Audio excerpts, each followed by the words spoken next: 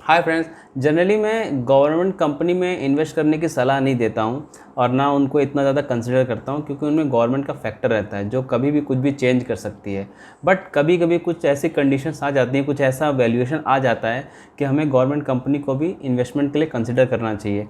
तो आज हम बात करेंगे NMDC के बारे में, नेचुरल मिनरल्स डेवलपमेंट कॉरपोरेशन। ये जो कंपनी स्टार्ट हुई थी 1958 में स्टार्ट हुई थी, completely fully own by government. अगर इस कंपनी का मेन काम देखते हैं तो आयरन ओर प्रोड्यूस करना है, सबसे मेन काम है। इसके अलावा ये डायमंड भी प्रोड्यूस करते हैं, इसके अलावा ये विंड पावर भी प्रोड्यूस करते हैं, प्लस इनके 2 कोल ब्लॉक भी हैं जो इनके झारखंड में हैं और जो भी ऑपरेशनल्स नहीं है। प्लस इन्होंने अपना एक स्टील कंपनी भी स्टार्ट किया अराउंड 10 ईयर्स बैक, जो अभी रिसेंटली प्रोडक्शन करने वाला है, जिसमें उन्होंने अराउंड 24,000 करोड़ रुपीस भी लगाया है। अगर हम NMDC की बात करें तो उसका करंट मार्केट प्राइस यानी शेयर प्राइस जो 168 रुपीज़ चल रहा है, और इसका जो मार्केट कैप है यानी मार्केट वैल्यूएशन है वो अराउंड 49,117 करोड़ रुपीज़ चल रहा है जब मैं वीडियो बना रहा हूँ। तो काफ़ी ऐसे रीजंस है जिसकी वजह से मैं अभी NMDC में इन्वेस्टमेंट के लिए कंसिडर कर रहा हूँ। तो वो रीजंस के बारे में हम आज डिस्कस करेंगे। मैं विजय आपका स्वागत करता हूँ आपके अपने ही चैनल वेल्थ की पाठशाला में। चलिए शुभ आरंभ करते हैं। तो पॉजिटिव, सबसे पहले पॉजिटिव्स की बात करते हैं। सबसे नंबर 1 पे आता है हमारा बेसिक पैरामीटर में EPS। देखिए नॉर्मली हम बोलते हैं कि अराउंड 10 ईयर्स में जो EPS है वो 3 टाइम्स से तो ज़्यादा होना ही चाहिए। अगर हम इस कंपनी की EPS की बात करते हैं तो 2007 में ये 5.85 था। उसके बाद अगर हम 10 साल की बात करें तो 8.04 हो गया 2017 में। तो इसके हिसाब से देखते हैं तो ये दुगना भी नहीं हो पाया है, तो हम इसको नहीं कंसिडर कर सकते हैं कि अच्छा पैरामीटर इन्होंने दिया है 10 ईयर्स का अगर हम कंपैरिजन करें तो। लेकिन अगर हम इनका बात करते हैं 2019 में तो इनका जो EPS हो गया था 15 हो गया था। यहाँ से भी अगर हम देखते तो अप्रॉक्सीमेटली 3 टाइम्स हो गया अगर 2007 की बात करते हैं तो। अब अगर हम बात करते हैं मार्च 20, जहाँ से कहानी बदलने वाली है। मार्च 20 में इनका जो EPS था वो 11.67 था, और मार्च 21 में इनका EPS डबल हो गया जस्ट एक साल में 21.42। और अगर अभी तक के डेटा की बात करें यानी 2020 तक इनका जो EPS हो चुका है 35.48, यानी कि जो काम किसी भी कंपनी को 10 साल में करना चाहिए 3 टाइम्स EPS, वो उन्होंने 3 ईयर्स में करके दिखाया। यानी कि अभी इसमें हम इन्वेस्टमेंट के लिए कंसिडर कर सकते हैं, तो इसीलिए तो हम ये वीडियो बना रहे हैं। दूसरा parameter debt to equity ratio. देखिए जब भी किसी कंपनी के हम डेट टू इक्विटी रेशियो की बात करते हैं तो वो 1 से कम होना चाहिए, और अगर हमको डेट फ्री कंपनी मिल जाती है तो ये बहुत अच्छी बात हो जाती है। तो ये कंपनी एक डेट फ्री कंपनी है, प्लस ये जो कंपनी है ये कैपिटल इंसेंटिव कंपनी है, यानी कि बहुत ज़्यादा इसमें कैपिटल लगता है, बहुत ज़्यादा पैसा लगता है। ऐसा नहीं कि आराम से यहाँ कोई भी आयरन और प्रोडक्शन कंपनी खोल सकते हैं। तो यहाँ पे अगर डेट ज़ीरो है तो ये बहुत एक अच्छा इंडिकेशन देता है इस कंपनी के बारे में। थर्ड पॉइंट ROE यानी रिटर्न ऑन इक्विटी। नॉर्मली हम बोलते हैं कि जो रिटर्न ऑन इक्विटी होता है वो 12% से ऊपर होना चाहिए। अब अगर हम इस कंपनी की बात करते हैं तो लास्ट 3 ईयर्स की अगर हम बात करें या लास्ट 5 ईयर्स की बात करें तो 18% से 20% का इनका रिटर्न ऑन इक्विटी है, और अगर लास्ट ईयर की बात करें तो ये 22%, यानी कि ये डेटा भी शो करता है कि ये कंपनी में कुछ तो दम है। फोर्थ पॉइंट, एक PEG रेशियो होता है जो प्राइस टू अर्निंग और ग्रोथ का एक इंडिकेशन बताता है। ये एक हम नॉर्मली अभी समझ लेते हैं इतना ही कि अगर ये 1 से कम होता है तो हम बोल सकते हैं कि जो इन्वेस्टमेंट इसमें करने वाले हैं वो शेयर अभी अंडर वैल्यूड है, और अगर 1 से ज़्यादा है तो यानी वो ओवर वैल्यूड है। बट अगर हम इस कंपनी के PEG की बात करते हैं तो वो 0.24 है, यानी काफ़ी अंडर वैल्यूड शेयर हो जाता है। ये बात अलग है कि ये गवर्नमेंट कंपनी है, तो ये गवर्नमेंट कंपनीज हमेशा अंडर वैल्यूड ही रहते हैं। Fifth point, dividend. इनका जो डिविडेंड है वो बहुत ज़्यादा ही अच्छा है। देखिए इनके पास कैश रिजर्व्स हैं, सब कुछ है, तो ये डिविडेंड अच्छा खासा देते हैं। तो अगर इस कंपनी के डिविडेंड की बात करते हैं तो 8.7% का डिविडेंड यील्ड देते हैं, यानी अगर आप 1 साल इस कंपनी में इन्वेस्ट करके रखते हैं तो अप्रॉक्सीमेटली हम बोल सकते हैं, ये कोई हार्ड एंड फास्ट रूल नहीं होता है कि आपको उतना ही मिलेगा, क्योंकि अगर प्राइस बहुत बढ़ जाएगा तो वो डिविडेंड यील्ड कम हो जाएगी। बट एज ऑफ नाउ जो डिविडेंड यील्ड है 8.7, यानी इतना रिटर्न तो कोई FD भी नहीं दे रही है, और इससे ज़्यादा रिटर्न आपको इस पर्टिकुलर स्टॉक में इन्वेस्ट करने से मिल रहा है एज ए डिविडेंड के रूप में, जिसमें आपको शेयर भी सेल नहीं करना पड़ता है। और अगर यहाँ पे आपको शेयर प्राइस में भी बढ़ोतरी या ग्रोथ मिल गई तब तो फिर क्या ही कहना है। 6 पॉइंट, अगर हम बात करें सेल्स की और अगर हम बात करें प्रॉफिट की, तो अगर हम लास्ट 5 ईयर का इनका CAGR ग्रोथ देखें तो अप्रॉक्सीमेटली 18% से 20% इनका सेल्स और प्रॉफिट दोनों बढ़े हैं, जो बहुत अच्छी बात हो जाती है। बट अगर हम सिर्फ लास्ट ईयर की बात करें और सेल्स की, तो वो 122% से भी ज़्यादा का ग्रोथ दिखाया, और अगर हम बात करें प्रॉफिट की तो वो 175% का फिनोमिनल ग्रोथ दिखाया है। तो इन्हीं सब कारणों की वजह से ये वीडियो बनाया जा रहा है ताकि आपका भी फोकस इस पर्टिकुलर स्टॉक पे आ जाए। 7th point, huge demand. अगर हम इंडिया की बात करते हैं तो इंडिया एक डेवलपिंग कंट्री है, और यहाँ पे अगर हम इस गवर्नमेंट की बात करें और रिसेंटली कुछ बजट देखें तो ये गवर्नमेंट का बहुत ज़्यादा ही फोकस होने वाला है इंफ्रास्ट्रक्चर पे। इंफ्रास्ट्रक्चर मतलब ब्रिज हो गया, रोड्स हो गया, और तरह तरह के इंफ्रास्ट्रक्चर की बात कर सकते हैं। तो यहाँ पे बहुत ज़्यादा ही स्टील लगने वाला है, और ये कोई कहानी कोई 10-5 साल की नहीं है, ये 10, 15, 20, 25 साल तक ये बिल्डअप होगा इंडिया में। तो यानी स्टील की ज़रूरत तो पड़ने ही वाली है, और उसी के चलते आयरन ओर की भी ज़रूरत होने ही वाली है। तो यानी ये एक लॉन्ग टर्म स्टोरी को बताता है कि इसका कंजप्शन आगे आने वाले समय में भी होता ही रहेगा।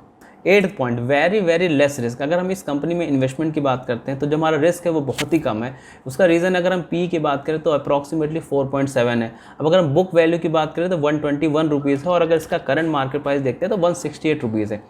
इस कंपनी में जो रिजर्व्स हैं 35,000 करोड़ रुपीज़ के, यानी कि approximately 70% of the market value तो उनका रिजर्व्स ही रखे हैं। इसके अलावा अगर हम इसमें कैश की बात करें तो अराउंड 9,000 करोड़ का तो इनके पास कैश ही रखा हुआ। इसके अलावा जब ये नीलांचल को सेल करेंगे तो उसमें इनका 10% का स्टेक है, यानी 700 से 800 करोड़ तो उनको वहाँ से आ जाएगा, यानी कि 10,000 कैश है, 35,000 करोड़ रुपीज़ का इनका रिजर्व्स है, तो यानी 45,000 करोड़ तो यहीं से आ जाता है। तो 4,000 करोड़ ही तो बता आगे कंपनी के प्लांट्स हैं, और कंपनी सेल्स कर रही है, अच्छा खासा प्रोडक्शन कर रही है। इवन आने वाले समय में इसकी डिमांड भी बहुत ज़्यादा बढ़ने वाली है, और अभी भी बढ़ी हुई है। तो मुझे लगता है कि इसमें इन्वेस्टमेंट करना काफ़ी कम रिस्की हो जाता है। 9th पॉइंट, जैसा कि हम देख रहे हैं कि अभी इन्फ्लेशन बढ़ रहा है, कमोडिटी प्राइस बढ़ रहे हैं, स्टील प्राइसेस बढ़ रहे हैं, जो अभी आने वाले समय में इतनी जल्दी कम नहीं होने वाला। और जितना ज़्यादा स्टील का प्राइस होगा उतना ही ज़्यादा इस कंपनी में के लिए अच्छी बात होगी और इस कंपनी का ग्रोथ होगा। इवन रिसेंटली इन्होंने 8 मार्च को भी अपना प्राइस अभी हाई किया है, पर्टिकुलर NMDC ने।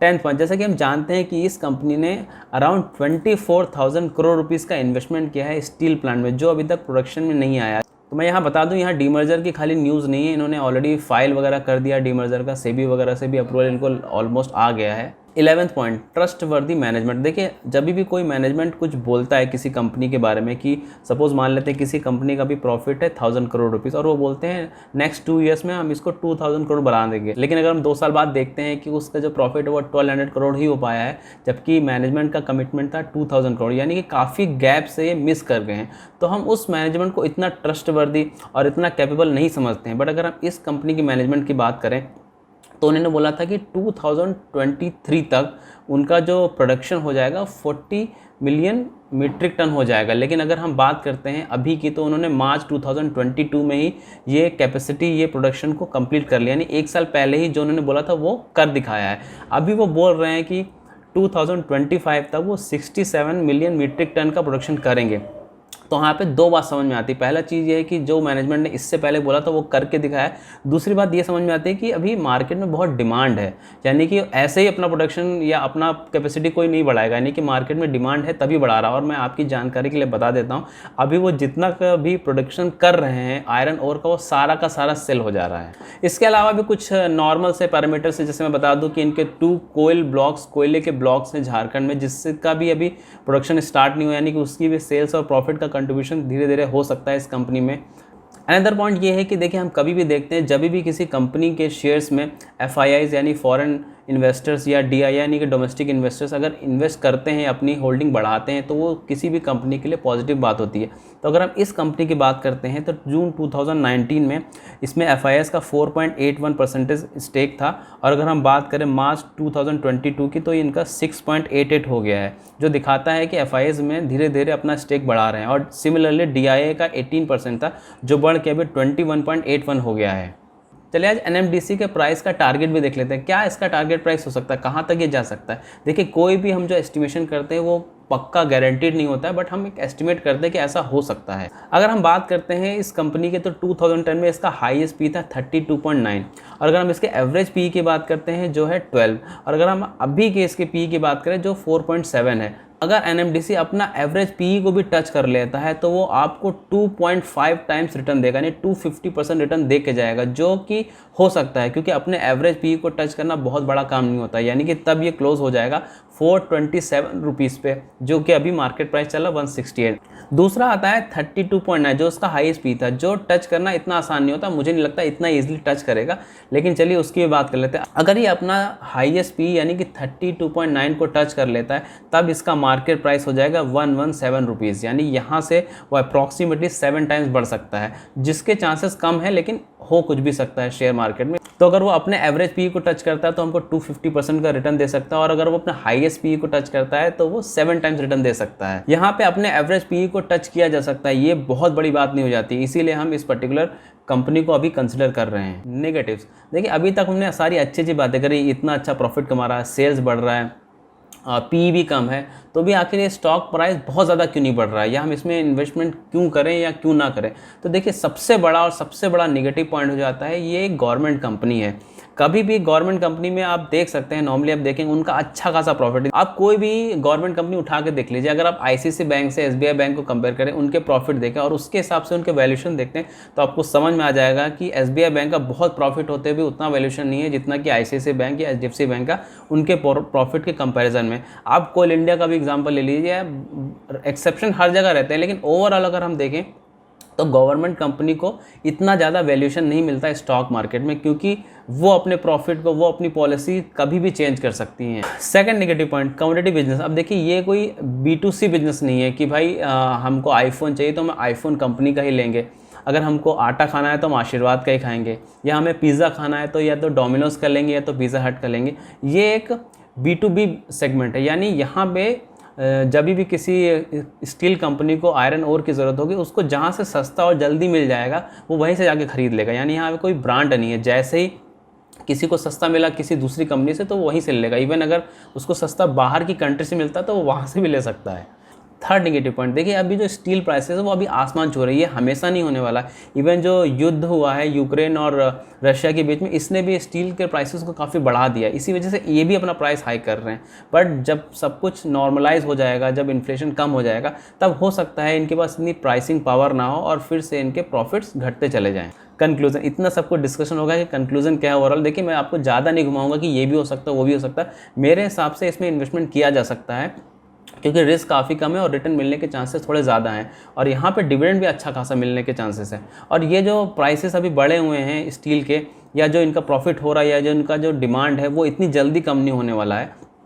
अब बहुत लॉन्ग टर्म की तो हम बात नहीं करेंगे, लेकिन अगर हम बात करें 1 ईयर, 6 मंथ या 2 ईयर, 3 ईयर, इसके लिए इसमें इन्वेस्टमेंट किया जा सकता है। तो जस्ट ये वीडियो देख के या मेरी बातें सुनकर आपको इन्वेस्ट नहीं करना है, आपको फिर से पढ़ना है, फिर से वीडियो देखना और रिसर्च करना है, क्योंकि पैसा आपका है। अगर प्रॉफिट होगा तो भी आपका होगा और लॉस होगा तो भी आपका होगा। तो आज के लिए इतना ही। वीडियो अगर पसंद आता है तो लाइक कर दीजिए, अपने फैमिली और फ्रेंड्स के साथ शेयर कर दीजिए, और अगर अभी तक चैनल को सब्सक्राइब नहीं किया तो अब तो सब्सक्राइब कर दीजिए। Thank you so much for watching this video. Remember one thing, learning is earning. जय हिंद।